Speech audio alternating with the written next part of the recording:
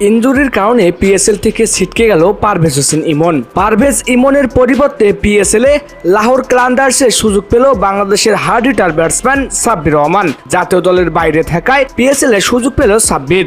দর্শক, Pakistan super league বা PSL এ বাংলাদেশের সমর্থকদের জন্য একই সাথে দুঃসংবাদ এবং বড় এক চমক। ইনজুরির কারণে টুর্নামেন্ট থেকে ছিটকে গেছেন লাহোর ক্লান্ডার্সের ওপেনার পারভেজ হোসেন ইমন। তবে ইমনের বিদায়ে কপাল খুলেছে বাংলাদেশের অভিজ্ঞ এবং হার্ড হিটার ব্যাটসম্যান সাব্বির রহমানের। দীর্ঘ বিরতির পর আবারও বড় কোনো ফ্র্যাঞ্চাইজি লিগে মাঠাতে দেখা যাবে এই টি-20 স্পেশালিস্টকে। পিএসএল 2026-এ লাহোর ক্লান্ডার্সের হয়ে দারুণ শুরু করেছিলেন তরুণ তুর্কি পারভেজ হোসেন ইমন। 3 ম্যাচে 161 স্ট্রাইক রেটে 71 রান করে নিজের সামর্থ্য জানান দিয়েছিলেন তিনি। তবে মুলতান সুলতানসের বিপক্ষে ম্যাচে ফিল্ডিং করার সময় আসিফ আলীর সাথে এক সংঘর্ষে কাঁধের লিগামেন্ট ছিঁড়ে যায় ইমনের।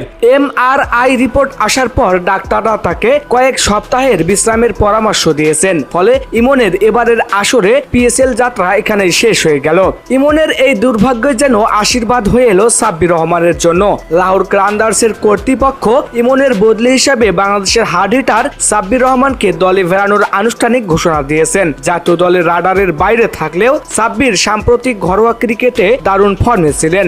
বিশেষ করে বিসিএল এবং বিপিএল এ তার পাওয়ার হিটিং সামর্থ্য নজর কেড়েছে ফ্র্যাঞ্চাইজি মালিকদের। লাহোর ক্লান্ডার্সের মোস্তাফিজুর রহমানের পর দ্বিতীয় বাংলাদেশি হিসেবে যোগ দিচ্ছেন সাব্বির। শাহিন শাহ আফ্রিদির নেতৃত্বাধীন এই দলে মিডল অর্ডারে একজন বিধ্বংসী ব্যাটসম্যানের অভাব ছিল, যা সাব্বির রহমান পূরণ করতে পারবেন বলে আশা করা হচ্ছে। জাতীয় দলে ফেরার লড়াইয়ে থাকা সাব্বির রহমানের জন্য এই পিএসএল হতে পারে নিজেকে প্রমাণের সবচেয়ে বড় মঞ্চ। লাহোরের জার্সিতে সাব্বির রহমান কি পারবেন তার পুরনো রূপ ফিরে পেতে, নাকি ইমনের অভাবটাই বেশি ভোগাবে লাহোর ক্লান্ডার্সকে?